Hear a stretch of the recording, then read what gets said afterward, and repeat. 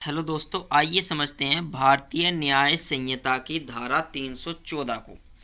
जो कोई बेईमानी से यानी डिसऑनेस्टली किसी चल संपत्ति का यानी मूवेबल प्रॉपर्टी का जो चल सकती है, जैसे मोबाइल फ़ोन, घड़ी, पैसा आदि का दुर्विनियोग मिस एप्रोप्रिएशन करता है या उसको अपने उपयोग के लिए संपरिवर्तित कर लेता है, वह दोनों में से किसी भांति के कारावास से जिसकी अवधि 6 माह यानी 6 मंथ 6 महीने से कम की नहीं होगी, किंतु जो 2 वर्ष तक की हो सकेगी, यानी कम से कम 6 महीने की सज़ा होगी, जो बढ़कर 2 साल हो सकती है, और जुर्माने से दंडित किया जाएगा। जुर्माना जज साहब डिपेंड करेंगे कि कितना देना है।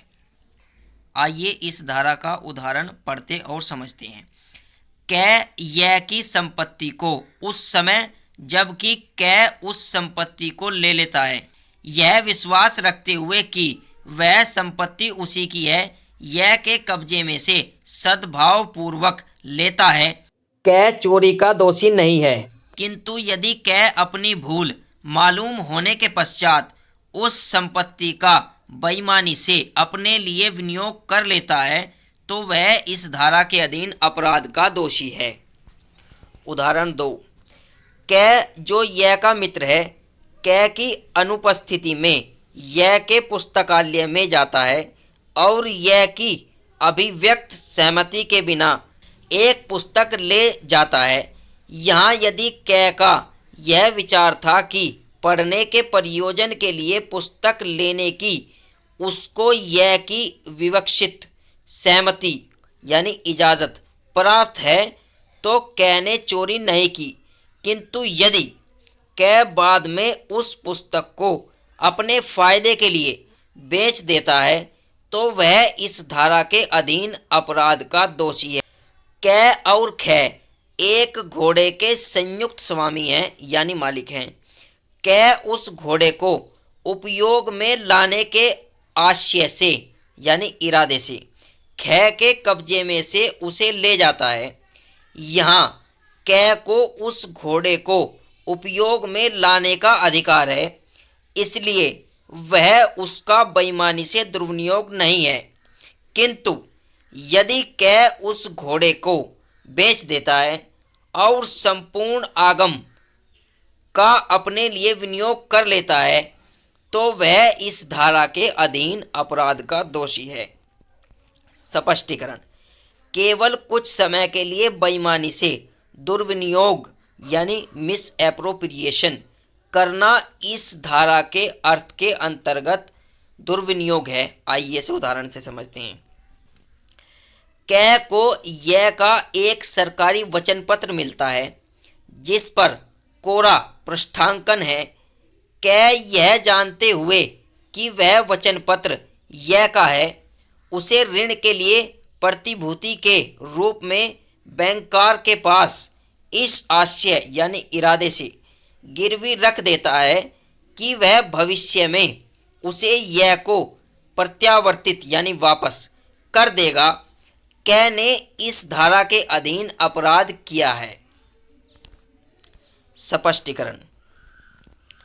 जिस व्यक्ति को ऐसी संपत्ति पड़ी मिल जाती है जो किसी अन्य व्यक्ति के कब्जे में नहीं है और वह उसके स्वामी के लिए उसको संरक्षित रखने या उसके स्वामी को उसे प्रत्यावर्तित यानी वापस करने के प्रयोजन यानी इरादे से ऐसी संपत्ति को ले लेता है, वह न तो बेईमानी से उसे लेता है और न बेईमानी से उसका दुर्विनियोग करता है और किसी अपराध का दोषी नहीं है, किंतु वह ऊपर परिभाषित अपराध का दोषी है यदि वह उसके स्वामी को जानते हुए या खोज निकालने के साधन रखते हुए या उसके स्वामी को खोज निकालने और सूचना देने के युक्तियुक्त साधन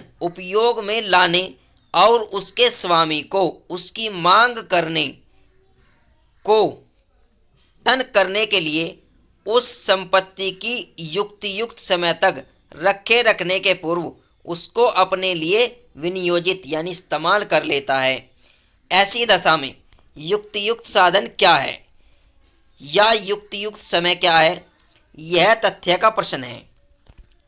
यह आवश्यक नहीं है कि पाने वाला यह जानता हो कि संपत्ति का स्वामी कौन है या यह कि कोई विशिष्ट व्यक्ति उसका स्वामी है।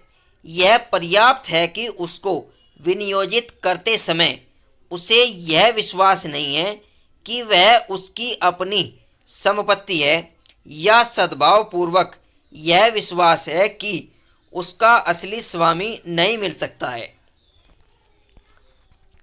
आइए इसे उदाहरण से समझते हैं।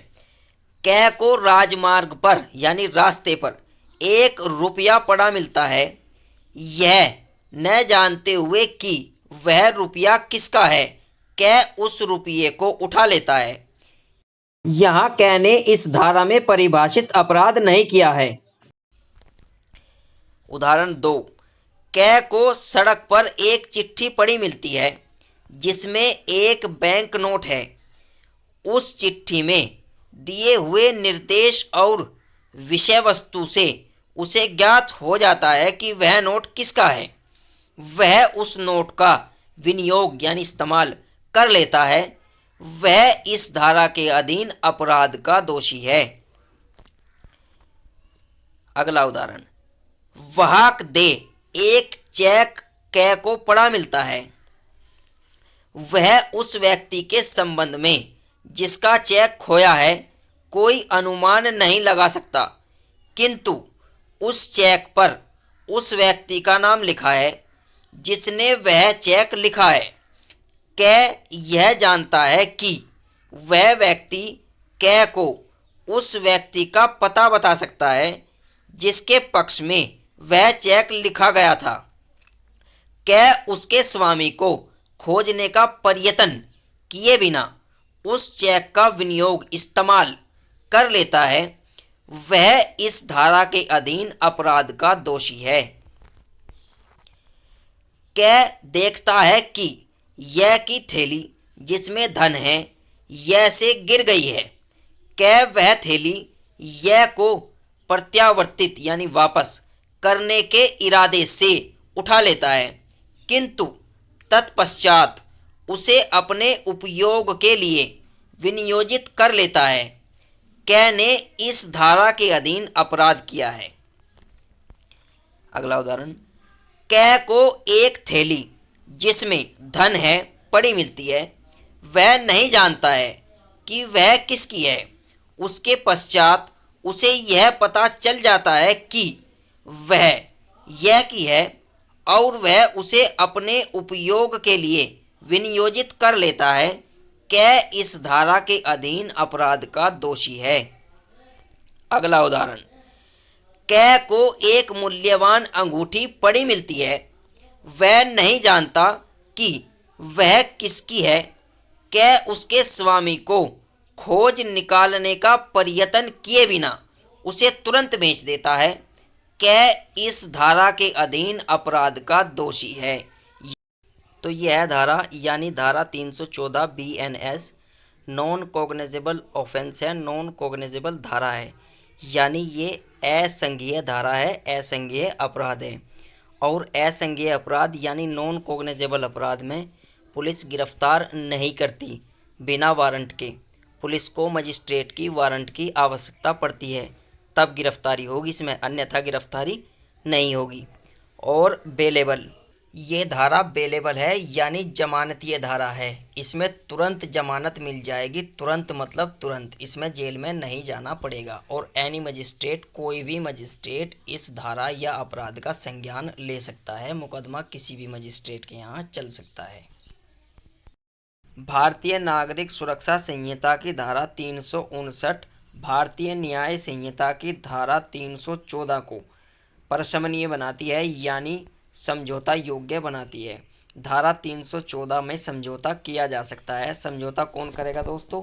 वो व्यक्ति करेगा जिसके साथ दुर्विनियोग हुआ है, यानी दुर्विनियोजित संपत्ति का स्वामी, मालिक करेगा। प्रॉपर्टी का मालिक करेगा। धारा 314 का समझौता। तो ये धारा समझौता योग्य है, इसमें समझौता हो सकता है, यानी कॉम्प्रोमाइज़ हो सकता है, फैसला हो सकता है।